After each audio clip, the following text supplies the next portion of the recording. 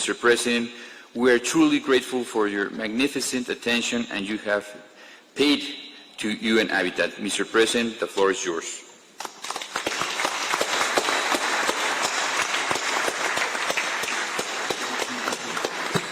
Thank you very much, ladies and gentlemen. Please, let's take our seats.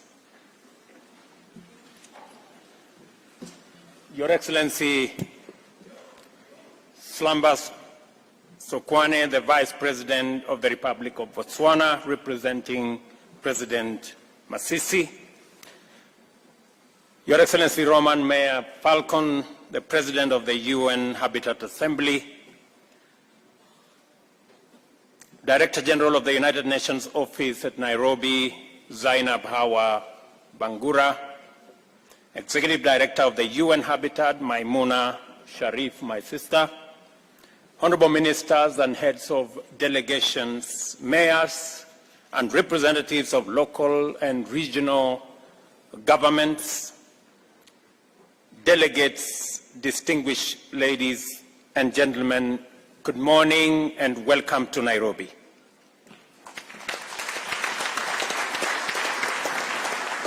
On behalf of the people and government of Kenya and on my own behalf, I'm truly delighted to have the honor to welcoming you to this warm and beautiful land in Kenya and to our capital city of Nairobi, the globally famous green city in the sun. I hope you have already experienced our people's legendary hospitality and that you will find some time to explore and enjoy the attractions which have earned us the name Magical Kenya. Maybe at this point it is important for me to tell you maybe 3 things that are important for your stay in Nairobi. Number 1, this is the city, the only one in the world, with a closed canopy forest on one side, the side where we are. This is also the only city in the world that has a national park in the city with wild animals, elephants and rhinos and lions and cheetahs. And just for your information, you may find them in the street sometimes because they break off from the fence of the national park. Please be careful because they are wild. They are not domesticated. And lastly, many of you at the end of this that Kenya is the home and the cradle of humankind. This is where the earliest remains of man have been traced. So when you find yourself feeling at home and having a problem going back to Europe and America and the rest of Africa, just know that you are at home. So let me welcome you home.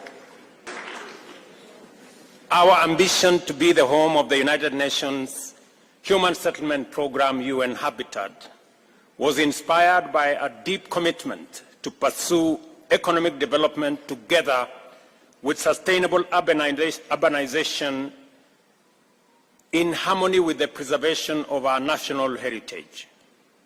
The international community's decision to locate this critical organization here is therefore out of recognition and emphatic endorsement of this commitment. Our experience in balancing the imperatives of industrialization, sustainable urbanization, and ecological responsibility as fundamental components of socio-economic transformation has had its challenges and setbacks, but we are persuaded now, more than ever, that not only is it worthwhile and feasible, but it also enhances the efficiency, safety, beauty, and livability of our cities. Even now, challenges exist with variety and on a scale that is unprecedented. The world is emerging from a devastating pandemic whilst grappling with a relentless economic crisis driven by geopolitical tensions as well as the triple planetary crisis of pollution, loss of biodiversity, and of course, climate change. As a consequence, millions of people throughout the world have been adversely affected, including through threats to life and also threats to livelihoods.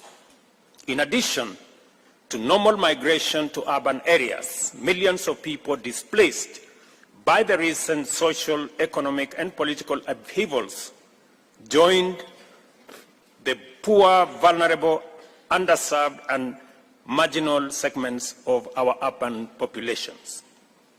For better or for worse, the world population has reached 8 billion people, 57% of whom live in urban areas.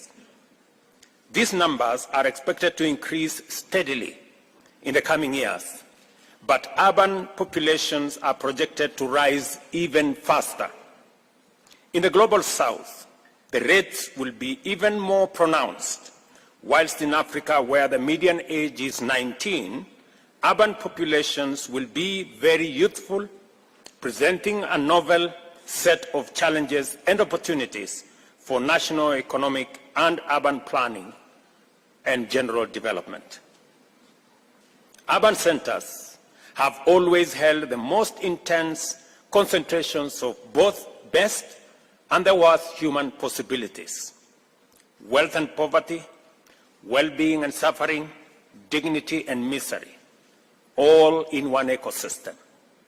As a result, they are also the theaters of the starkest inequalities in human opportunities and human outcomes. The explosion in global populations as well as urbanization has immense implications for global production and consumption, with humanity poised firmly between trends and practices likely to overwhelm the planet's capacity to support life on one end and clean, green, efficient, and abundant sustainability on the other end. Fundamentally, this gathering is one more opportunity for the global community to confer and reflect about the progress made in imagining new possibilities for the sustainable provision of opportunities and amenities to promote the flourishing of nearly 10 billion human beings, whilst enhancing the Earth's capacity to support all life on it. How we perform in this test depends on the type and quality of decisions, choices, strategies, and policies that we make and pursue, which in turn reflects the depth of our deliberations and attention to the agenda in forums like this one.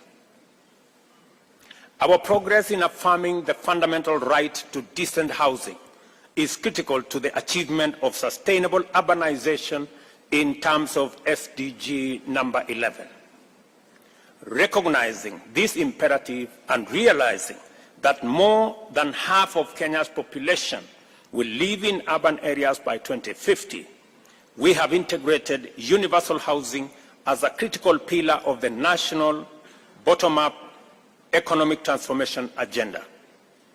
Into the housing program, we have further mainstreamed sustainable urban practices of green building, green spaces, adoption of low-carbon energy use, including low-carbon transport solutions, as well as urban agriculture and effective waste management.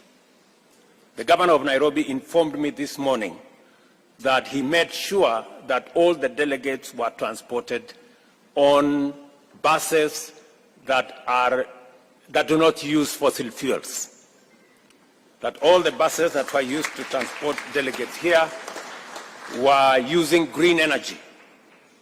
In addition to these measures under our urban resilience program, we are restoring degraded landscapes and ecosystems through a robust program, which includes increasing Kenya's tree cover from 12% currently to 30% by planting 15 billion trees over the next 10 years. Our capacity to coherently pursue these vital objectives has been significantly bolstered by the government's policy to mainstream sustainable development goals generally, and more pertinently, number 11 on sustainable cities and communities, and number 13 on climate action into national development planning and implementation.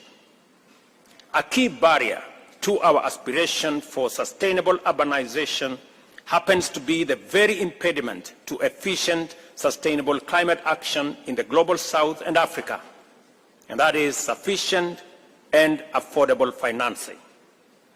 As a result, we are unable to effectively pursue all the opportunities in sustainable urbanization and leverage them to promote the broader agenda of economic transformation, climate action, and sustainable development.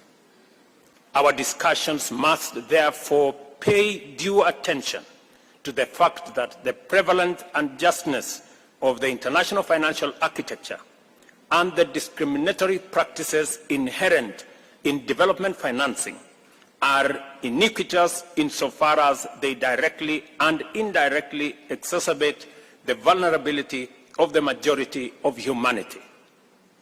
For this reason, I believe it is necessary to reiterate here the urgent need and immense importance of strengthening UN Habitat and enhancing its capacity to support member states in advancing the agenda of sustainable urbanization and human settlement. Clearly, we have an assignment, and your work is well defined. I urge you to exploit this important opportunity to generate a robust framework for addressing the existential crisis of our time. On that note, I would like to announce to you that Kenya is privileged to have the honor of co-hosting the inaugural Africa Climate Summit to be held from the 4th to the 6th of September this year here in Nairobi. The summit will be Africa's opportunity to refine its position in preparation for COP28, which I hope is going to be the last COP for us to host, where we expect to articulate our agenda in a strong, clear, united, and effective voice.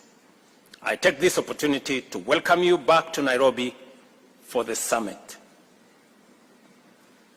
And I hope we will all have the resolve of making COP28 the last COP that we are going to hold as humanity. I am told that there are preparations for COP29. I think they should be cancelled. Because it is possible for us to agree on a framework that will bring everybody on board. And as a continent, we will be going to COP28 with a clear mind on what we need to do and how Africa and the global South can work with the global North, not as adversaries, but as partners to be able to resolve the climate crisis and present ourselves the opportunity to have a win-win outcome that has no finger pointing.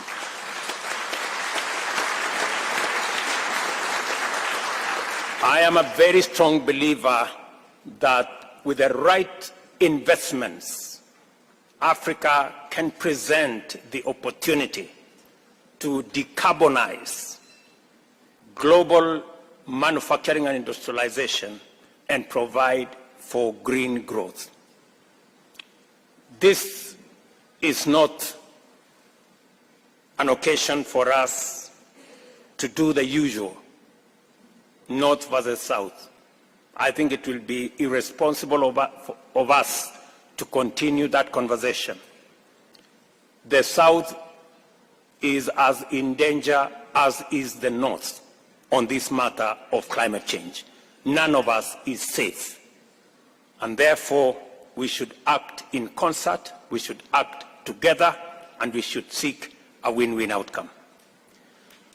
The second session of the UN Habitat Assembly is now officially open, and I thank you.